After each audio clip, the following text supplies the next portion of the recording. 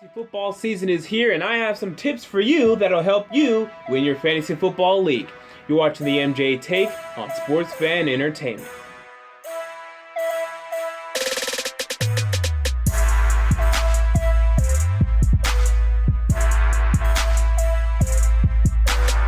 Hello and welcome to the MJ Take on Sports Fan Entertainment. Fantasy football is among us, and I apologize if you've already drafted and this video is just a little bit late for you, but hey, go ahead and join another league, because with these tips that I'm about to give you, with these sleepers, with these players that I think you should stay away from, with all the things that I'm about to discuss today, I guarantee you will be able to win your fantasy football leagues. Because let me tell you this, I'm a little bit, I'd like to call myself a fantasy football aficionado. I have been so successful with fantasy football. You can ask anyone that's ever played with me. I'm usually at least in the final, if not winning the damn thing, and it's because I know what the hell I'm doing. Specifically, I know which players will produce an upcoming season, and I know which players will not produce in an upcoming season, and I'm about to tell you that right now. We have 3 categories, okay?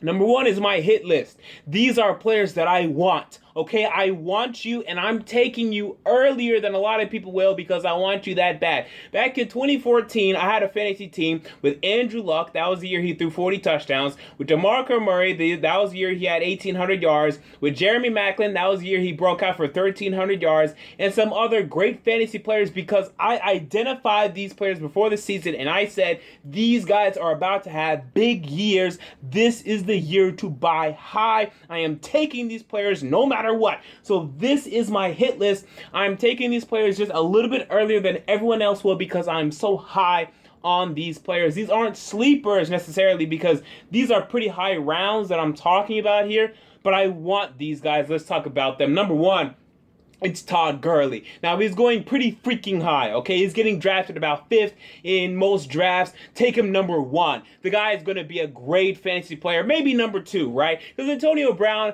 the thing is with him, he's probably going to get 17, maybe 1,800 receiving yards. And if you feel that is so valuable to the point where you want that number 1 overall, go ahead. But I'll tell you this right now, Todd Gurley is going to get 1,600. And as a running back, that is so valuable in fantasy football. I think the running back position is now becoming undervalued in fantasy football. This is something that used to be overvalued. Now I think it's being undervalued. I mean, so many wide receivers are going in the top 10 nowadays, and I don't think there's anything necessarily wrong with that. But when we have a guy here that's going to get 1,600 yards, okay, 1,400 at least. I mean, he's going to get 1,400 yards at least. That's the worst. He's going to get a bunch of yards this season. The Rams can't throw the football. They're going to have to rely on Todd Gurley's legs. When you have this is so valuable. Take him, and I guarantee you, you will not regret it.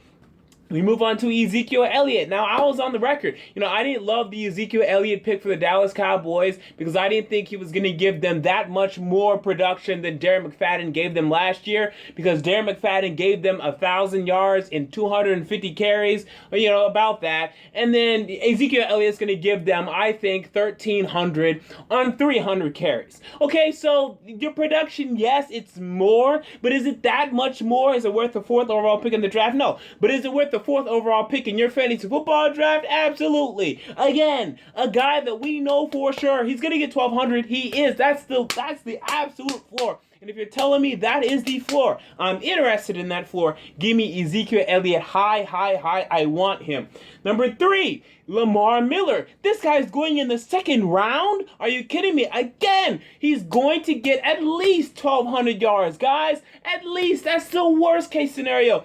Get Lamar Miller in the 1st round. You won't regret it. This is a guy that will prove to be more valuable than DeVante Freeman, who I see getting picked over him, than even some of these lower end wide receivers that are going in the 1st round as well. I take him over Rob Gronkowski. Honestly, I think Lamar Miller is being so undervalued this year in this draft.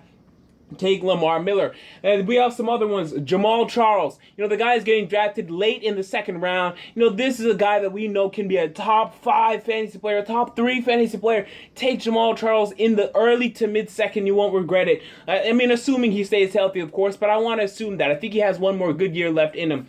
LeSean McCoy. The guy only had 800-something yards last year because he was injured. But the Bills are going to rely on his legs once again. Carlos Williams is out of the door. All they have is Reggie Bush behind him. They're going to run LeSean McCoy's legs down in a good way for you. Okay, he's going to get a lot of rushing yards, a lot of rushing touchdowns for you. Draft LeSean McCoy early, mid-second round. Russell Wilson, I want him. The guy had 34 passing touchdowns last season. I think it's going to go up from there. He's going to solidify himself as one of the top quarterbacks in the league in fantasy or not. This guy's going to be absolutely phenomenal. Take Russell Wilson. Amari Cooper. He had 1,000 yards last season. The projection has him going higher than that. 1,200 yards at least. I think 1,300 and 1,400 are very much in the discussion when it comes to Amari Cooper. You take Amari Cooper. Keenan Allen, the guy, again, a guy that was injured last year, but he would have had 12, 13, 14, maybe even 1,500 yards last year if he stayed healthy. The San Diego Chargers, they had some injuries. Stevie Johnson got injured. Now they have this Tyrell Williams as their third wide receiver. They're going to throw the football to Keenan Allen a lot. You want to get on this Keenan Allen train. We're talking about a lot of these wide receivers getting drafted in the first round. It wouldn't surprise me if next year Keenan Allen is in that discussion after the year I think he might have this year. You take Keenan Allen. Now we're going to go a little lower here. Carlos Hyde. Okay, again, this is a guy that's going to have to run the football a lot. Now, the big thing is with him, can he stay healthy again? But I'm willing to invest in these guys that were injured last year in a 1-year type of injury thing because a lot of people are buying low on them. I'm willing to buy high. And I think Carlos Hyde is the only hope the 49ers have of moving the football. So he's getting drafted in, let's say, the 4th or 5th round. Hey, I'm going to jump on that because I think there's a lot of value here. He may prove to be a 3rd or even late second round value. You take Carlos Hyde earlier than other people will.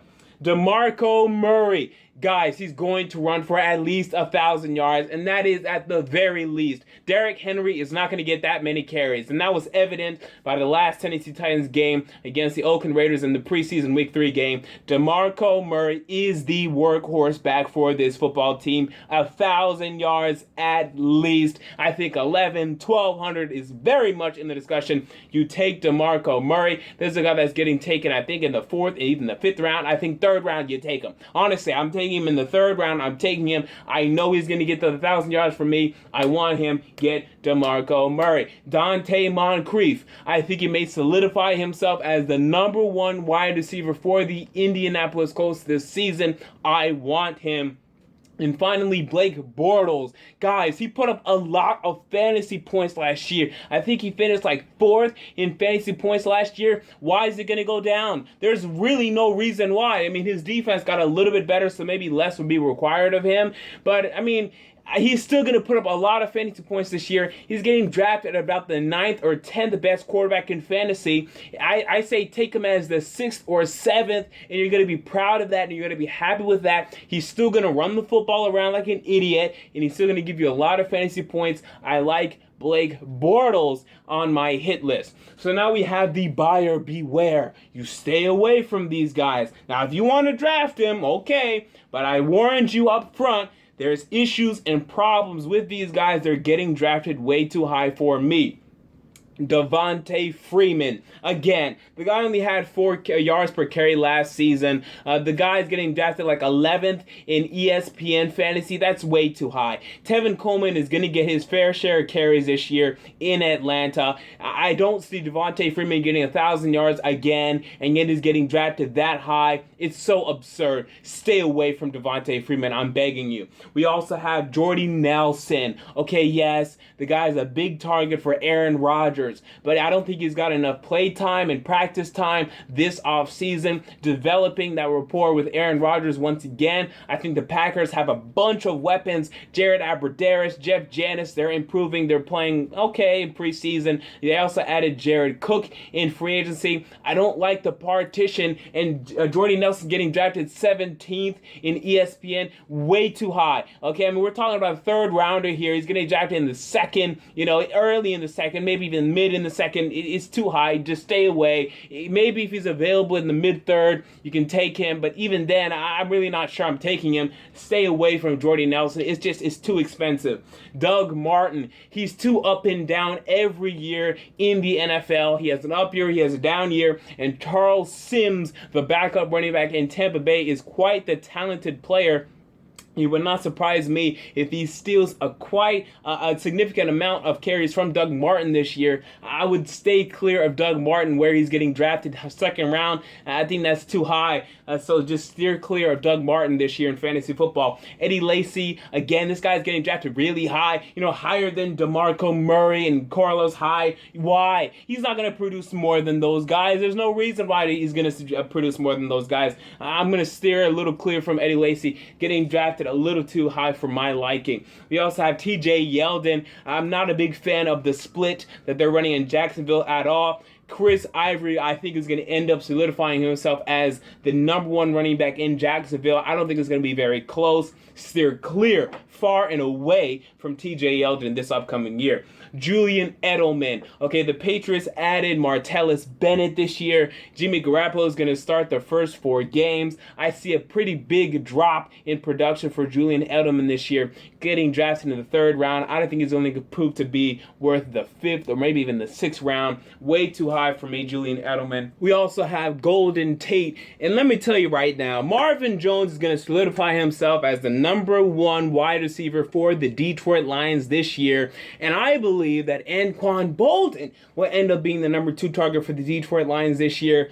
I think Golden Tate's the number 3, and he's being drafted as the number 1, getting drafted in the 50s. I mean, that is way too high. Even in the 40s, I've seen him. Way too high for Golden Tate. You stay away from that, because I'm telling you right now, I think it's 700 yards, maybe 800 for Golden Tate this year, and I want to stay far away from that when we're talking about the 4th or 5th round, maybe in the 6th round. I don't want anything to do with that. We move on to Derrick Henry. Yeah, I'm a Titans fan. I don't care. Do not draft Derrick Henry. The production won't be worth it, okay? You do have some backup running backs where the production is worth it. You can say, well, some weeks they can get me 12, or they can get me, who maybe even knows, 15 or 20 or something like that. I don't see that from Derrick Henry. I think it's going to be a bunch of 4s, 5, 6, maybe 7. But unless if DeMarco Murray gets injured, he's not going to see the field. I think he's getting drafted a little too high. I think a lot of people are expecting this to be a 50-50 split.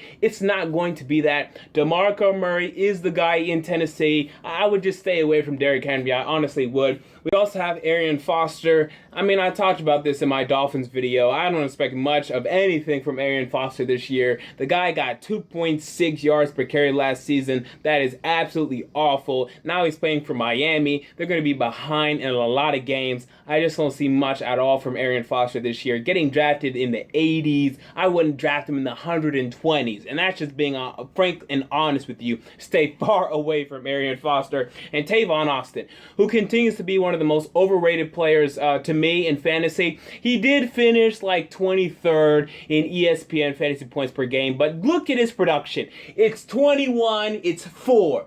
It's 17, it's 2, it's -1, it's 10. And let me tell you right now, you won't play him. And if you do, you're going to win a lot of weeks. I mean, some weeks. And you're going to lose a lot of weeks as well. You don't know what you're going to get from him. And he's not going to become consistent for you. Just stay away, man. Just stay away from Tavon Austin. He's too much of a headache, too much of an issue. I've had him in the past. He's not worth it. The inconsistency will kill you more than anything else. I'd rather have a consistent consistent Vincent Jackson that gives me 8, 8, 8, 8, 8, 8, 8, than a Tavon Austin who gives me this nonsense outlier junk. Okay, so just stay away from Tavon Austin. And then now we have some sleepers. Okay, so unlike the hit list, these are guys getting taken later in drafts that you should, again, identify earlier and say, I want you because I think you're going to get good production for me. You know, the big number for me when it comes to running backs and wide receivers, let's start with wide receivers. Can you get 1,000 yards? Okay, can you get it? If you can, I'm interested, right? And if you can't, what is your absolute floor, okay? Because some of these guys, although I know they won't get 1,000 yards, they have a pretty nice freaking floor, and I can even tell you what they're going to get. So with that said, let's talk about it. Tajae Sharpe of the Tennessee Titans, I honestly think this guy is going to get 1,000 yards. I mean, the guy is getting drafted really freaking low. You can snipe him in about the 12th round in a 10-team league, maybe even a 12-team league. You got to get him. I mean, honestly, you got to get this guy. I think he's going to get 1,000 yards. I think he's going to prove to be Marcus Mariota's #1 target this season. I think he's going to prove to be one of the best, if not the best, rookie wide receiver this season. In fact, he will be the best. All right, I'm already going on the record. He'll be the best rookie wide receiver this season, and he will prove to be an extremely valuable pick. Everyone knows this for the most part, but just in case you don't already, you draft Tajae Sharpe. Marvin Jones, I talked about earlier, Golden Tate, I don't expect much from him, but I'm starting to expect quite a lot from Marvin Jones. I think it could be 1,000 yards. In fact, I think it will be from Marvin Jones. I'm interested in that. I want him. You know, where Golden Tate is being drafted is frankly where Marvin Jones should be drafted. I like Marvin Jones a lot, assuming he stays healthy, of course, because that has been an issue for him. DeVante Parker, I think this guy's going to explode on the scene this season, getting drafted near 100th overall in ESPN drafts. I want him. Jarvis Landry, by the way, I forgot about him. He's getting drafted way too high because DeVante Parker is going to take a lot of his production. I think DeVante Parker could challenge for 1,000 yards. I think probably 900 is what he's going to get, but for where he's being drafted, you snipe him and you get him real quick. He's going to have some big games, some big games, some big highlight plays. Quarterback, Jameis Winston. Okay, the guy I think is going to be really good this year. I say over 30 touchdowns. I say he solidifies himself as a top 10 quarterback. You know, not in fantasy, but just overall. And then in terms of fantasy, probably a top 14. But as a quarterback too, oh yeah, I want you. Take him as a quarterback too. And trust me, you will be absolutely fine there. Michael Thomas, again, I think there's actually a chance to get 1,000 yards, but I think his absolute floor is 700, and that is a floor I am interested in. For where he's getting drafted, oh yeah, I'm interested in that. Drew Brees, the good thing is about Drew Brees, you can believe that he can throw the ball to Willie Snead, they can throw the ball to Brandon Cooks, they can throw the ball to Michael Thomas, and still all of them be good fantasy players because the guy throws for 4,800 yards on a bad year. I mean, he threw for 4,800 yards last year. He missed the game. Okay, if he plays that game, it's 5,000 yards. There's so many yards that he throws for that it doesn't matter that, yes, that Brandon Cooks is on this team and Willie Snead is on this team. There's plenty of yards to go around, and trust me, Michael Thomas will get his. And plus, because I'm not a big fan of Kobe Fleener either, I don't think he's going to be taking too many yards away from the wide receivers you buy on the Saints wide receivers. Tevin Coleman, I talked about earlier. Devonta Freeman, I don't love him. I think Tevin Coleman will see his carries this season, and it wouldn't shock me if he solidifies himself as a starting Atlanta running back. So just look out for that. Tevin Coleman is a sleeper of mine. Vincent Jackson, guys, he's the #2 freaking wide receiver for Tampa Bay. Jameis Winston threw for 4,000 yards last year, and that was throwing to guys like Donte and Adam Humphries and a bunch of clowns because Vincent Jackson was injured. But when Vincent Jackson is healthy, he's going to get a lot of these yards from Jameis Winston. A lot of these yards. Because right now, tight end Austin Seferian-Jenkins, he's not getting on the field. Hell, I probably should have added him to my buyer beware list. He's not getting on the field right now, Austin Seferian-Jenkins. So we're talking about just two guys, Mike Evans and Vincent Jackson, and we're talking about a 4,000-yard quarterback in Jameis Winston. You want those wide receivers. Now, Mike Evans is getting drafted right where he should, but Vincent Jackson is getting drafted a lot lower than he should. You buy on Vincent Jackson. I say it's 800 yards at worst if he's healthy. I mean, if he's, I think at best, I think we're talking 1,100 he could get. Honestly, he could. So you draft Vincent Jackson. Kenny Britt, okay? The guy is the #1 wide receiver for the Los Angeles Rams. They didn't add any wide receivers. They drafted Mike Thomas, who stinks. So Kenny Britt will still get the exact same amount of yards he got last year, maybe a little bit more if Jared Goff actually gets on the field. So I think Kenny Britt is a nice guy in the final round of your draft, and you want a guy that will produce, that can be on your roster the whole year. Take Kenny Britt, okay? And then maybe one week if you get banged up, and then you have bye weeks, start Kenny Britt. He'll get you a good 4, 5, 6, 7, and it'll be decent, okay? So I think he's just a good player to take with your final pick. I also included some defense and some kickers for you guys, just in case you really wanted me to go that deep. Vikings defense, getting drafted as the 14th defense in ESPN fantasy football drafts. Why? Guys, they're a great defense. They finished 6th in fantasy points last year. Still have a good kick returner in Cordero Patterson and some other guys as well that are capable. You draft the Vikings defense. I think this should be your defense, because that way, while other people are taking the Cardinals defense and the Seahawks defense, and those are good defenses, you can still be drafting some of the sleepers I told you about, and then you pick up the Vikings defense, and everyone's like, oh yeah, they're good. Why didn't I pick them? And you're like, well, you should have. So I think the Vikings defense is a sleeper. I don't know why they're getting drafted 14th, but they are. And then 2 kickers, Robbie Gould and Blair Walsh. Both of these guys finished top 7 last year in points. I don't expect anything different. They're both going to be against the AFC South this year, so their offenses will not regress. They will both score their field goals this year. And Blair Walsh, although we like to clown him for missing that field goal in the playoff game, he's still a pretty damn good fantasy kicker. Take Blair Walsh. You will not regret it. But if you really want to draft, real high, your Stephen Gostkowskis and all of that, then fine. But I think these are 2 good kickers to have. I would take these guys. So there you go. Fantasy football tips. You have your hit list, your buyer beware, and your sleepers. All this information can be found down in the description box below. So I hope you guys use these tips, use them well, and if you do, I'm telling you, you will have success. So there you go. They're playing my music, and you know what that means. This has been the MJ Take on Sports Fan Entertainment, and I'm out.